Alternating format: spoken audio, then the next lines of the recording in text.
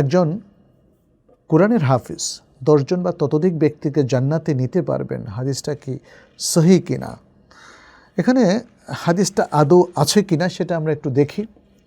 আমরা আসিম ইবনে হামজা এর একটা বর্ণনা দেখি। তিনি আলী ইবনে আবি তালিব রাদিয়াল্লাহু তাআলা আনহু থেকে একটা হাদিস বর্ণনা করেছেন। নবী সাল্লাল্লাহু আলাইহি সাল্লাম বলেছেন কি, মান কারা আল কোরআনা ওয়া হাফিযাহু, যে ব্যক্তি কোরআন তেলাওয়াত করলো, কোরআন পড়লো এবং সেটাকে হেফজ করলো, আদখালাহুল্লাহুল জান্নাহ, আল্লাহ তাকে জান্নাতে প্রবেশ করাবেন। ওয়া শাফাআহু ফি আশারাতিন মিন আহলি বাইতিহি কুল্লুহুম কাদ ইস্তাওজাবা আন-নার।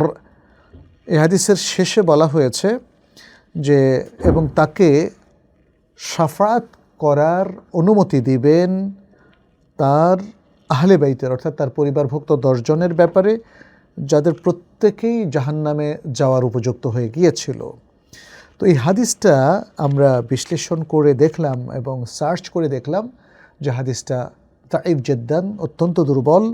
এখানে আবু আমর যে রাবি আছেন তিনি হাফস ইবনে সুলাইমান আল আসদি আল বাজ্জার আল কুফি আল গাদরি আল মুকরি আল মাশহুর, তিনি সাহেব আসিম। তার ব্যাপারে ওলামায়ে কেরামের বক্তব্য হচ্ছে মাতরুকুন ফিল হাদিস, তিনি মাতরুকুন ফিল হাদিস, হাদিস বর্ণনার ক্ষেত্রে তিনি একজন পরিত্যাজ্য ব্যক্তি, তাকে হাদিস বিশারদগণ গ্রহণ করেননি, ফলে তিনিও দাঈফ, তার বর্ণিত হাদিসটিও দাঈফ বলেই গণ্য হবে। তার মানে এটা নয় যে কোরআনের হাফেজের মর্যাদা কমে গেল, না, কোরআনের হাফেজের মর্যাদা অনেক বেশি।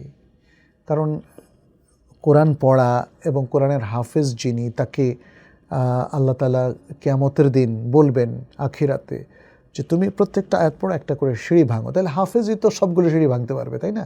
একদম সর্বোচ্চ পর্যায়ে সে উঠে যাবে। এরকম অনেক সহি হাদিস আছে, কিন্তু যে হাদিসগুলো সহিভাবে আসেনি আমরা সেগুলো কেন বর্ণনা করব? সেই নলেজটা আমাদের কাছে গ্রহণযোগ্য নয়, কারণ এই হাদিসটা অত্যন্ত দাঈফ। তাহলে আমরা সহি হাদিস এবং হাসান হাদিসগুলোর ভিত্তিতেই বক্তব্য দেব এবং বক্তব্য গ্রহণ করব এবং সেটাকে নলেজ হিসাবে গ্রহণ করব। আর যেগুলো দাঈফ কিংবা জাল হাদিস এমন দুর্বল যে দুর্বলতা কাটেনি, সেগুলোকে আমরা ফার্দার দুর্বলতা কাটা পর্যন্ত রেখে দেব। দুর্বলতা না কাটলে সে হাদিস অনুযায়ী আমল করা অথবা বিশ্বাস করা জায়েজ হবে না।